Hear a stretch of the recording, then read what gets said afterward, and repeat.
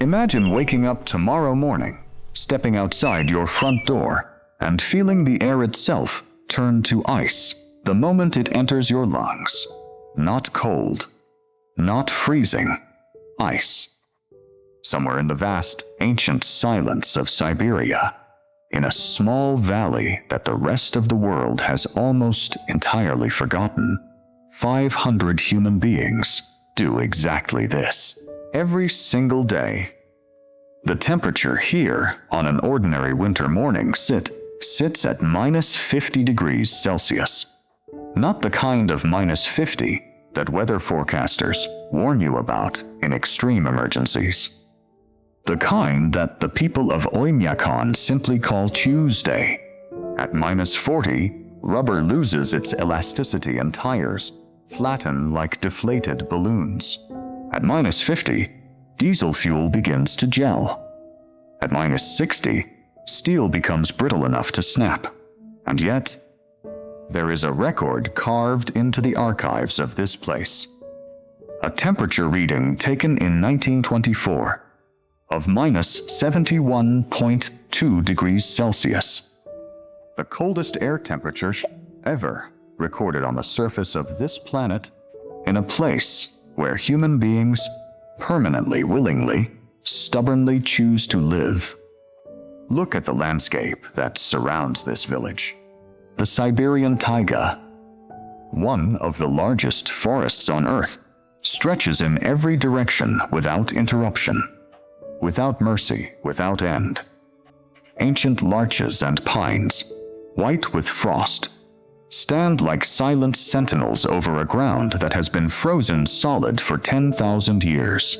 The sky in winter is a deep, bruised steel blue. The sun, when it does appear, barely clears the horizon, a pale, distant ember throwing long, golden shadows across an endless white expanse. This is the pole of cold, and it is the most beautiful, terrifying, and profoundly human place I have ever encountered. There is a silence in extreme cold that you cannot find anywhere else on Earth. It is not merely the absence of sound. It is the active suppression of it. Cold air is dense, and dense air carries sound poorly. Sounds that would travel clearly in summers. A dog barking, a door slamming, a child calling out, are swallowed almost immediately by the frozen atmosphere, disappearing before they can travel even 100 meters. Stand in the middle of Oymyakon in the deep of winter, and you will feel what genuine planetary silence feels like. The kind of silence that existed before cities, before engines, before the entire noisy project of human civilization got underway. From above, this valley looks like a small wound of warmth in an infinite cold. A handful of wooden houses, their chimneys exhaling thick white columns of smoke that rise perfectly vertical in the still air. A single road, the only thread connecting this place to the outside world. A road that closes for months when the cold intensifies beyond what even Siberia considers reasonable. This tiny settlement is 300 kilometers from the nearest city.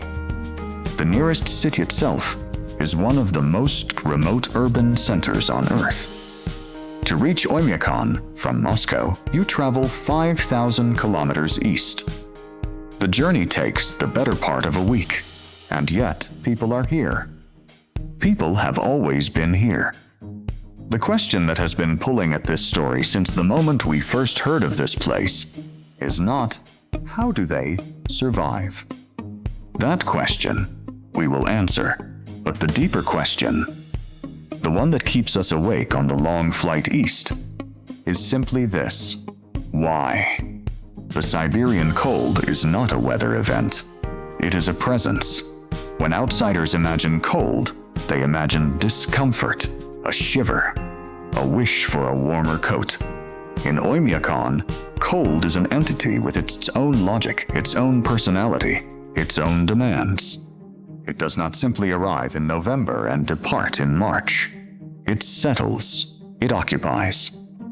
It rearranges the entire structure of daily life as thoroughly as a permanent resident rearranging furniture. The Yakut people, the indigenous inhabitants of this region, have 60 distinct words for different types of snow and ice.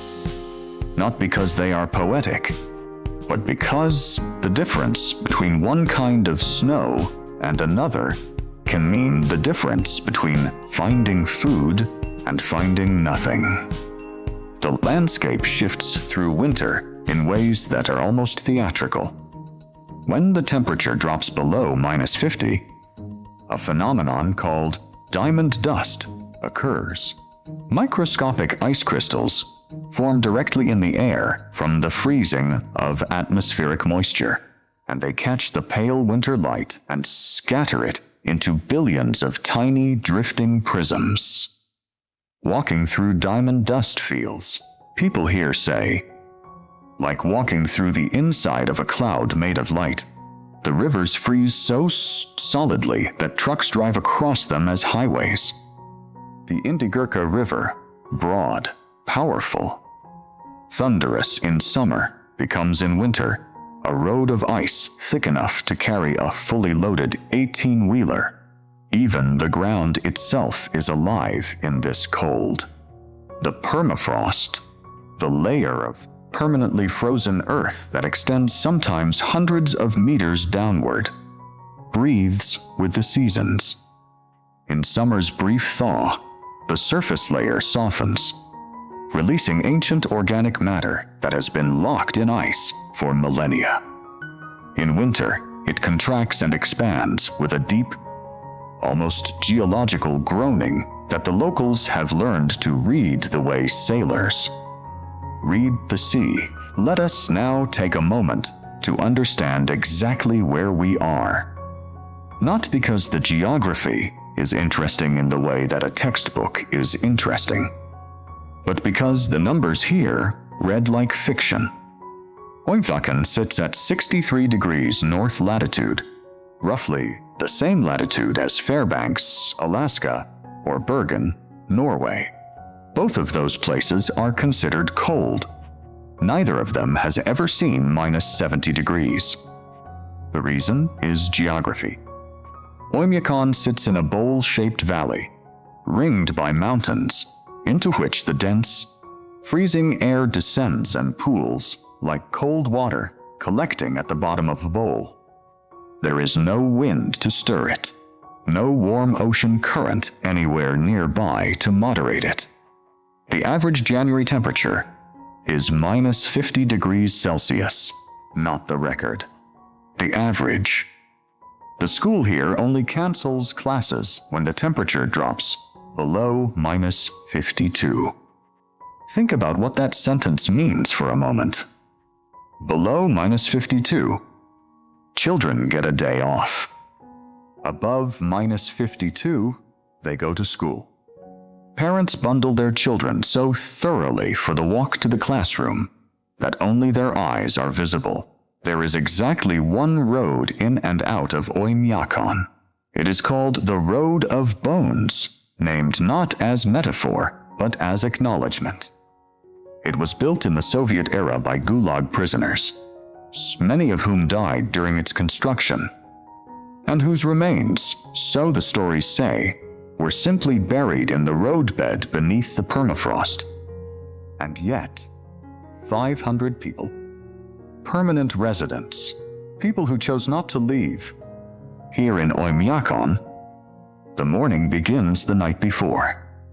Before anyone goes to sleep, someone must check the outdoor thermometer.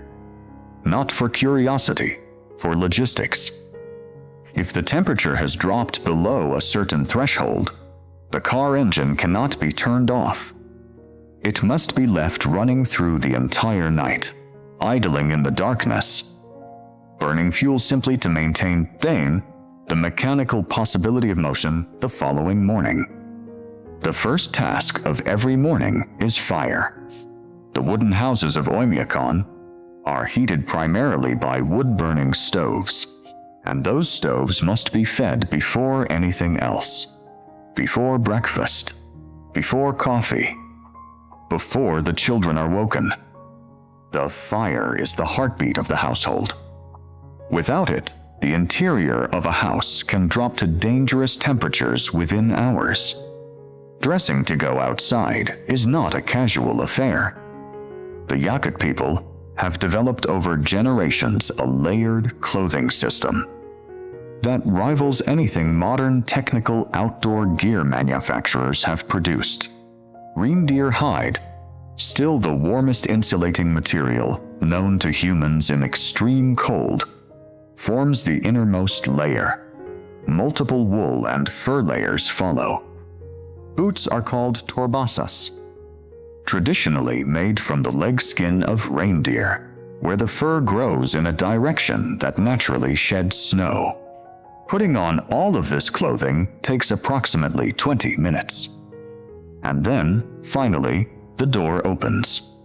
The cold hits like a wall. The tiny hairs inside the nose freeze instantaneously. Each exhaled breath hangs in the air as a thick, white cloud before slowly dissolving. Eyelashes, if they carry any residual moisture, crystallize within 30 seconds. This is simply Tuesday morning, and it is time to get on with the day. The permafrost is Oymyakon's refrigerator.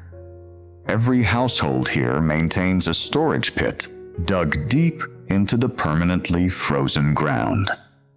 A natural deep freeze that maintains a constant temperature of well below zero throughout the year, summer and winter alike. Into this pit go fish, meat, berries, and whatever other provisions have been gathered during the brief summer months. The permafrost preserves everything with a perfection that no mechanical refrigerator can match. Because the growing season in Oymyakon lasts approximately 90 days, and frost can occur in any of those days. Agriculture is essentially impossible. No wheat, no vegetables of any meaningful scale, no fruit orchards. The diet here is built almost entirely around animal protein, and always has been. The Yakut people eat frozen raw fish, a preparation called stroganina, carved into thin strips with a knife and eaten immediately, still frozen, still carrying the cold of the earth that preserved it. Eaten this way, the fish retains vitamins and nutrients that would be destroyed by cooking. It tastes clean and sharp and slightly sweet. Nothing like the fish of temperate climates. Horse meat and reindeer meat form the backbone of the diet. The horses of Yakutia are a native breed unlike any other. Stocky, densely coated, capable of digging through snow with their hooves to reach the frozen grass beneath. In summer, when the Indigirka River thaws, fishing is intense and communal. The catch is cleaned, cut, and immediately preserved. In the permafrost, by smoking, or by freezing in the open air, where at -30, a fish left outside freezes solid in minutes. There is no food waste in Oymyakon. Every part of every animal is used. The cold teaches efficiency the way nothing else can. Ask a resident of Oymyakon what they do for a living, and the answer, more often than not, will be reindeer herding. The great reindeer migrations of the Yakut people have been happening for thousands of years across the same landscapes, following the same seasonal rhythms that the permafrost and the taiga have always dictated. Herds numbering in the hundreds move through the forest with the seasons. North in summer, south in winter, following the pasture the frozen earth allows. Herding reindeer in -40 is a different occupation than anything the modern concept of work can comfortably accommodate. It requires moving through the forest on horseback or by snowmobile for hours at temperatures that will kill an inadequately dressed person in under an hour. It requires reading the snow, knowing which patches are solid enough to walk on and which conceal air pockets that will drop a horse to its belly. It requires a relationship with the landscape that develops not over years but over generations. There is also fishing, year-round, through ice in winter, from boats in the brief summer. And there is a small but growing enterprise that has arrived in recent decades: tourism. Adventurous travelers from Japan, Germany, Australia, and beyond make the extraordinary journey to Oymyakon specifically to experience the extreme cold. They pay well, they stay in local homes, they eat stroganina and marvel at frozen eyelashes. Some residents work for the government. The village has a school, a small medical station, and basic administrative offices. Others maintain the infrastructure of the village itself: the roads, the heating systems, the single shop that receives deliveries by truck. When the road of bones is passable, what is striking is not how hard the work is, though it is profoundly hard, but how purposeful it feels. Every task here has an immediate, visible relationship with survival. There is no work that is abstract. The children of Oymyakon are, by all appearances, made of different material than other children. They run between school and home through air that would hospitalize an unprepared adult. They play outside during recess at temperatures that the rest of the world reserves for strictly indoor activities. They learn, from before they can read, to check the thermometer before getting dressed. Not as a curiosity, but as a matter of personal safety. The school sits near the center of the village. It is a small building, by any standard, painted yellow against the white of the snow, and inside it are approximately 200 children, receiving the same curriculum as any child in Moscow or St. Petersburg. Conducted in Russian, with Yakut language and culture taught as an additional subject. What do the children dream of? This is the question that is hardest to answer and most revealing. Many dream of leaving, of seeing Moscow, of studying in Yakutsk, of accessing the wider world that they encounter through smartphones and satellite internet with increasing ease. The connectivity revolution has reached even this most remote of settlements, and the world that exists beyond the road of bones is now visible to every teenager with a phone, and yet a significant number stay or leave and return. There is something about growing up in a landscape this extreme that creates an attachment that simply cannot be replicated anywhere else. Children here grow up with an understanding of nature, of silence, of survival. That becomes a fundamental part of their identity. The children run between the yellow school and their homes. They laugh in frozen clouds. They are, impossibly, completely at home. In a village surrounded by permafrost, you cannot bury pipes underground. The frozen earth will crush them, shift them, and fracture them with its seasonal movements. This creates a plumbing problem of extraordinary scale. For most of human history, Oymyakon solved it the way the cold demanded. Outhouses, even in -50, even in the deep of night. There are still outhouses here, private, insulated, necessary, because connecting the oldest houses to a central water supply across a landscape of active permafrost remains a challenge that defies conventional engineering. But the village's greatest infrastructure marvel is not man-made. It is geological. At the edge of Oymyakon, the Earth, a natural thermal spring, whose water maintains a temperature just above freezing year-round, regardless of what the air above it does. This spring has never frozen in recorded history. It is the reason people first settled here thousands of years ago. Yakut horse herders, crossing the taiga in winter, discovered it and returned each year to water their animals. Eventually, they built shelters. The shelters became a settlement. The settlement became Oymyakon. The spring still runs today. Its name translates roughly from Yakut as the unfreezing water. In the depths of a -50 winter, standing beside it and watching the steam rise from its surface in enormous, billowing clouds while everything around it is locked in absolute cold, you understand why ancient people would have considered it sacred. Water that refuses to freeze. In the coldest place on Earth. It is the origin story of this entire community written in geology. The cold is not constant. It has moods in the darkness of December and January, when the sun barely rises above the horizon and sets again within 3 hours. The cold reaches its most profound depth.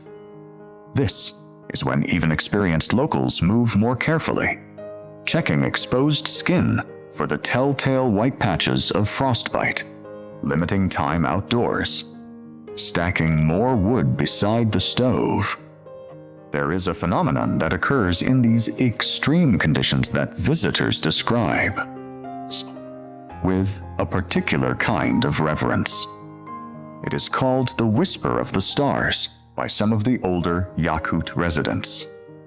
When the temperature drops below -50, the moisture in its exhaled breath freezes so instantly that it makes a faint crackling sound as it crystallizes in the air around you.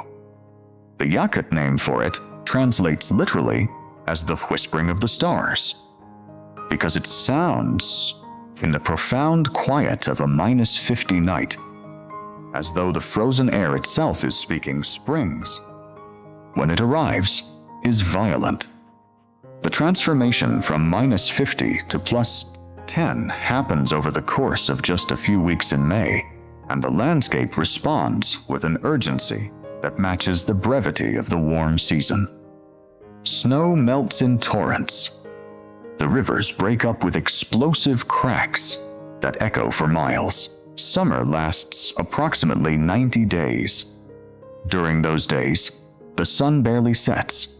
At peak summer, darkness lasts only 4 hours. Temperatures reach 25, sometimes at 30 degrees Celsius. Mosquitoes, breeding in the briefly thawed wetlands, emerge in clouds of almost inconceivable density. And then the cold returns, always.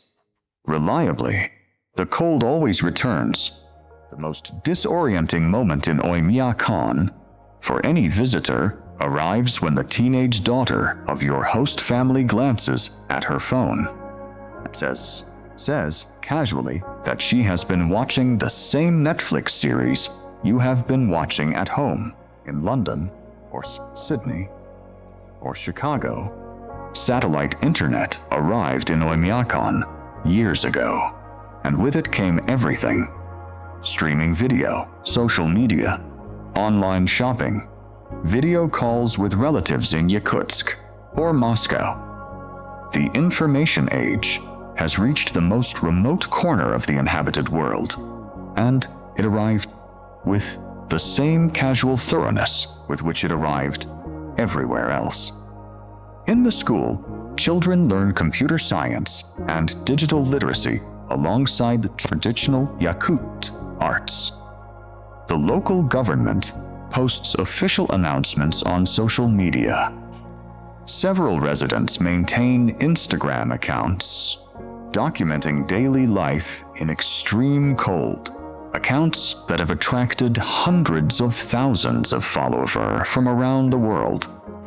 There is something almost philosophical about the juxtaposition.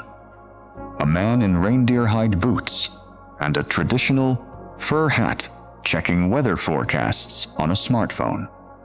A grandmother who has never left Yakutia in 80 years video calling her granddaughter, who is studying medicines in Moscow. A child born in the coldest place on Earth watching a cartoon set in a tropical jungle on a tablet. The cold is unchanged. The sky is unchanged. The ancient thermal spring still runs. But the world has arrived here, quietly and completely, through a signal bounced off a satellite in orbit far above the frozen taiga. Oymyakon no longer feels as far from the rest of the world as the Road of Bones would suggest. And that perhaps changes everything, or perhaps changes nothing at all that truly matters. In cities of millions, a neighbor's name is often unknown. In Oymyakon, with 500 permanent residents, everyone knows not only your name, but your grandmother's name, your children's names, your car's engine troubles, and which stove in your house tends to smoke when the wind comes from the northeast. Isolation. Genuine, unrelenting isolation does something remarkable to human communities. It removes the luxury of indifference. If your neighbor's heating fails in -50 and you know about it, you cannot simply look away. The consequences are too immediate, too visible, too final. Help here is not an act of charity. It is a structural feature of survival. When the road becomes impassable and the supply truck cannot reach the village for weeks, the community feeds itself collectively from its shared stores. When illness strikes and the small medical station cannot handle the case, the community organizes the complicated logistics of evacuation, working together with the practiced ease of people who have done this before. There is a celebration in Oymyakon that takes place each year in the depths of February, a festival called Pole of Cold, which is equal parts defiant humor and genuine cultural pride. People come from surrounding villages to race horses across the ice, to compete in traditional Yakut games, to eat together in the cold. There is dancing. There are traditional costumes of extraordinary beauty. There is laughter, rising in white clouds, hanging briefly in the frozen air before the cold takes it away. Community, in Oymyakon, is not a social preference. It is an infrastructure. Ask the people of Oymyakon what they are most proud of. They will not mention the cold. They never mention the cold first. That is the thing that visitors obsess over, not them. They will mention, instead, the horses. The Yakut horse is one of the oldest and most distinct horse breeds on Earth, a living artifact of thousands of years of natural selection in the most extreme conditions imaginable. Where other breeds would die within days, the Yakut horse thrives. Its winter coat grows to an extraordinary thickness, sometimes 8 centimeters of dense, insulating fur, that allows it to survive exposure to temperatures that would kill other large mammals. It paws through snow to reach frozen grass below, requiring no shelter, no supplemental feeding, no human intervention to survive the winter. The Yakut people domesticated this horse thousands of years ago, and the relationship between them is not simply economic, it is totemic. The horse appears in the Yakut creation myth. It is present at births and deaths. The Yakut word for wealthy is historically translated as having many horses. In recent decades, As snowmobiles and trucks have replaced horses for practical transportation, there has been a conscious, collective effort to preserve the horse, not just as a working animal, but as a cultural symbol. Young people are taught to ride. Herds are maintained. The horse in Yakutia is considered not livestock, but heritage. When you watch a Yakut horse standing perfectly still in -50, coated in frost, that it shakes off with a casual, slow movement of its massive neck, you understand why a culture built in this cold would choose this particular animal as the symbol of its endurance. People from warmer parts of the world hear -70 and reach immediately for one of two responses. The first is horror. How could anyone live there? The second is pity. Those poor people trapped in that terrible cold. Both responses miss the point entirely. The people of Oymyakon are not trapped. They could leave. The road goes out as well as in.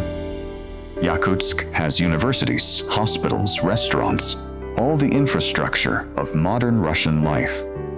Moscow is accessible. Leaving is not a practical impossibility. It is a choice, freely and repeatedly declined. And the horror that outsiders feel in response to -50 is, frankly, a failure of imagination. The cold is extreme, yes, but extreme cold is also extraordinarily beautiful. It transforms the landscape into something otherworldly. It creates the diamond dust. It produces the most brilliant, undiluted night skies visible anywhere on Earth. The Milky Way here, in the absence of any light pollution and in the ultra-clear air of deep cold, is a physical presence in the sky, not merely a smudge. It makes the northern lights, the aurora borealis, into something so vivid and vast that first-time visitors sometimes fall to their knees. The people here do not experience their lives as deprivation. They experience them as richness of a different kind. A richness built on silence and space and the deep satisfaction of self-sufficiency. What outsiders call hardship, the people of Oymyakon often call simply life. There is a man in Oymyakon. We will call him Nikolai, though he has a Yakut name older than that, a name that describes a particular quality of winter light, who studied engineering in Yakutsk for 4 years in his 20s. He lived in Yakutsk in a flat with central heating. He went to restaurants. He saw films in a cinema. He wore lightweight jackets in October and did not think about the temperature when he stepped outside. He graduated, found a job in the city, and spent 2 years working there. And then he came back. When asked why, he looks away for a moment, not evasively, but thoughtfully, in the way of a person reaching for the right words in a language that does not quite contain them. He says something that translates approximately as, "In the city, I always knew what would happen tomorrow. Here, I have to pay attention."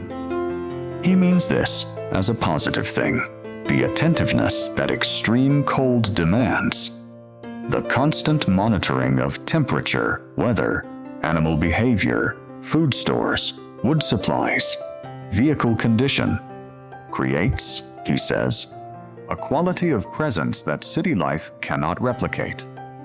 In Yakutsk, he could afford to be distracted.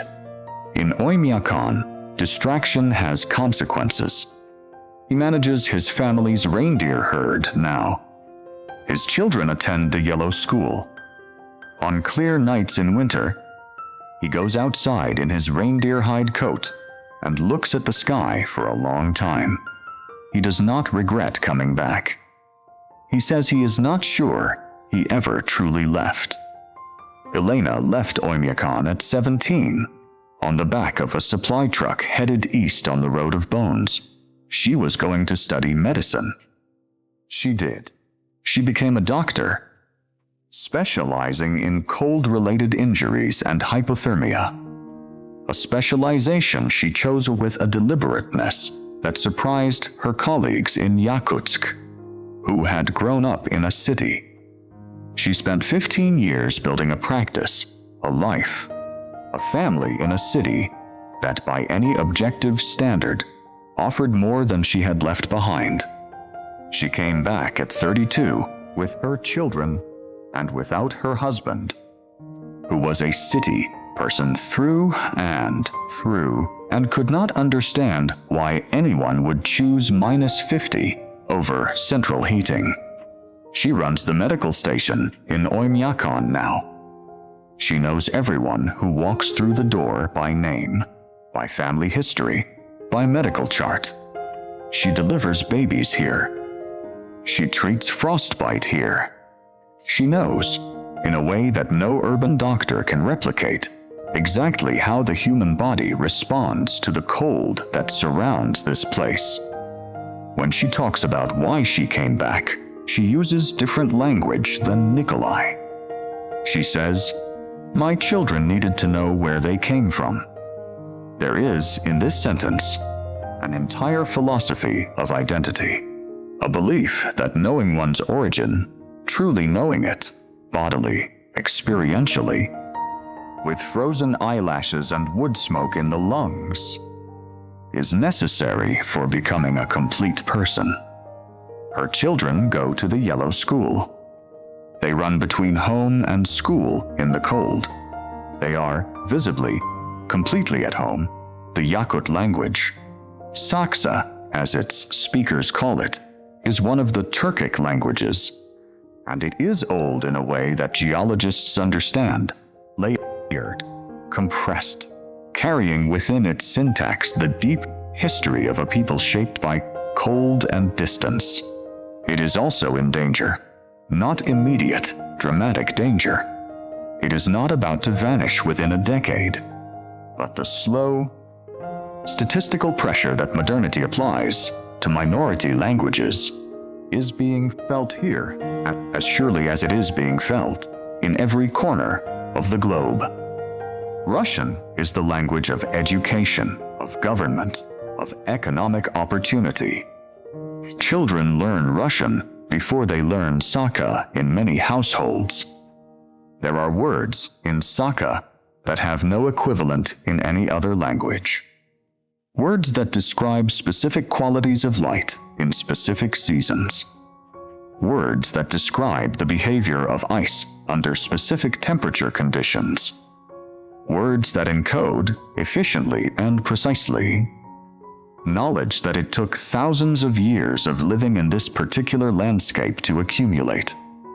When those words are no longer passed to children, something goes with them that cannot be recovered. Not just vocabulary, a way of seeing, a way of relating to the environment that is itself a form of knowledge.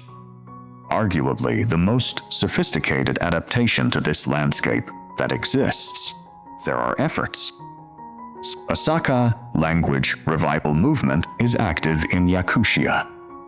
The school in Oymyakon teaches it. Young people record their grandparents speaking it.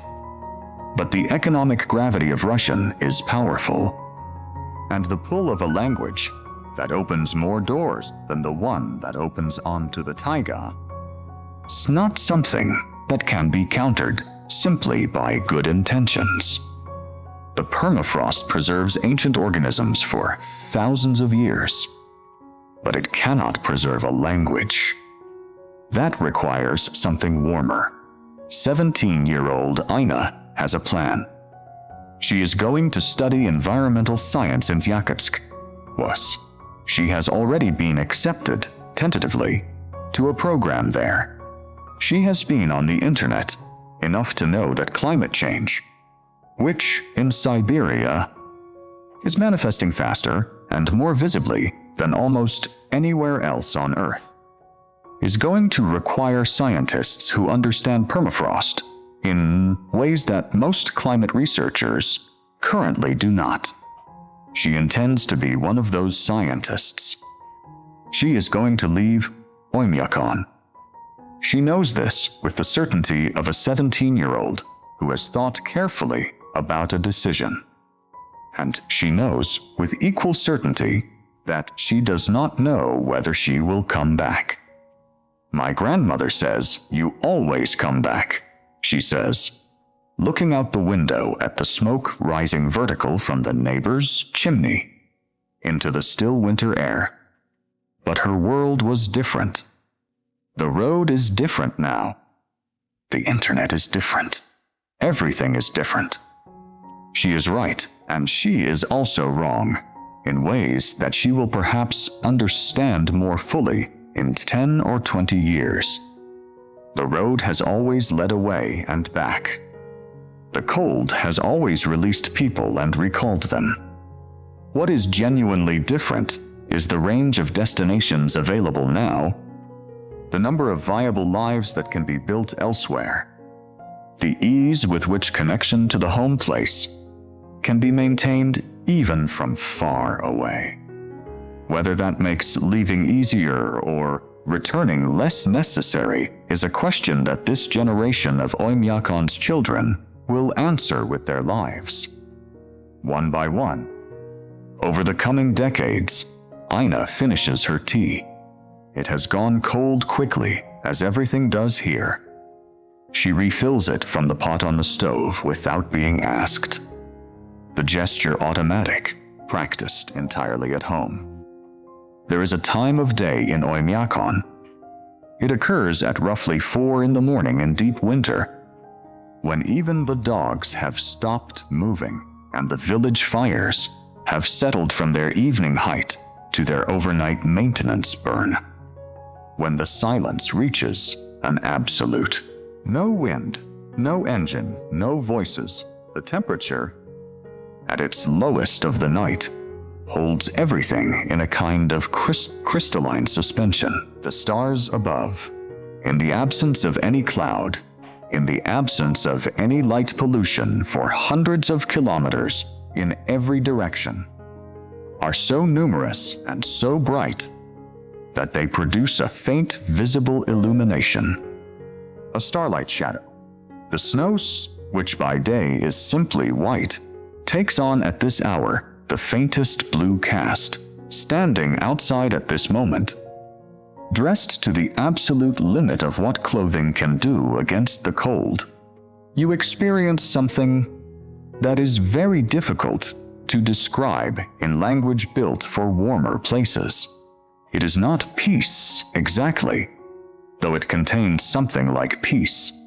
It is more like clarity, the complete absence of distraction, the undeniable physical fact of being alive, alone, in an ancient landscape that has been exactly this cold, exactly this silent, exactly this beautiful.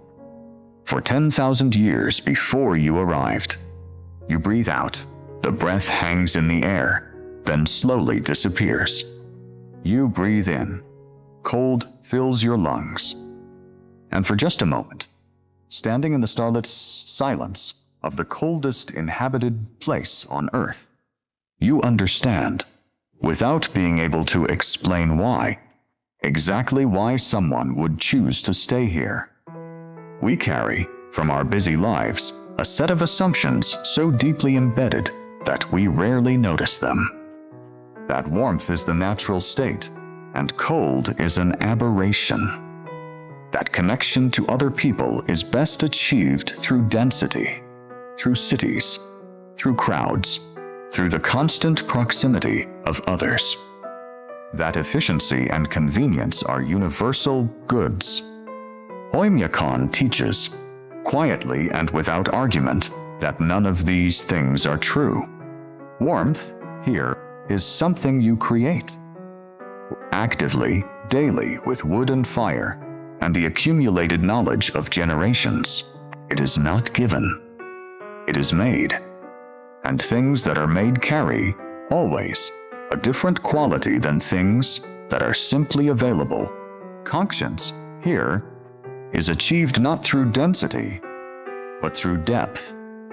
500 people who depend on each other know each other in a way that 5 million people who pass each other on a subway platform cannot.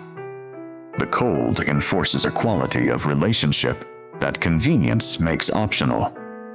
And efficiency, the relentless optimization of every moment that defines modern urban life, has no purchase in a place where survival itself is the primary occupation. What looks, from the outside, like inefficiency is, from the inside, simply the honest cost of being here, and the people who pay it do not experience it as waste. What the isolation of Oymyakon teaches, to those who stay long enough to listen, is a very old lesson. That the quality of a life is not measured by what it contains, but by how fully the person living it is present within it. We asked the question at the beginning. Standing in the vast silence of the Siberian taiga, with the cold settling over everything like a physical presence, what keeps people here? We have spent time now in the Yellow School, beside the ancient thermals, spring inside houses that smell of wood smoke and dried fish. We have watched the horses move through the forest, heard the silence at 4 in the morning, seen the diamond dust floating in the winter light. And we have, finally, an answer. It is not what we expected. We expected the answer to be some form of they have no choice. Economic, geographic, historical. We were wrong. They have choices. Some have exercised them. Left, built other lives. The road goes both ways. The real answer is simpler and stranger than anything an outsider could construct in advance. The people who stay in Oymyakon stay because this landscape has made them into the specific people they are, and to leave it permanently is to leave behind something essential about who they are. The cold has not merely been the context of their lives. It has been the material out of which their lives have been built. You cannot take Oymyakon out of the people of Oymyakon. And so, perhaps the question is not really why they stay. Perhaps the question is, where else could they possibly be entirely themselves? It is early morning and the village is just beginning to stir. From the edge of the settlement, where the last houses give way to the beginning of the taiga, you can see the smoke from every chimney rising in parallel columns into the still air. 20 threads of pale white smoke climbing straight upward in the windless cold, disappearing eventually into the vast, gray-blue sky above. Each thread represents a fire. Each fire represents a household. Each household represents a choice, made again, daily, by people who have decided that this particular piece of frozen earth, this cold beyond imagining, this silence beyond words, is where they belong. The thermal spring at the edge of the village is steaming as it always has. As it was steaming when the first Yakut horse herders found it, thousands of years ago, and understood that here, in the coldest place a human being could survive, something warm persisted, something that refused to freeze. A single lamp burns in a window across the road. The smoke rises. The cold holds everything still. And in the silence of the world's most extreme winter morning, the village breathes.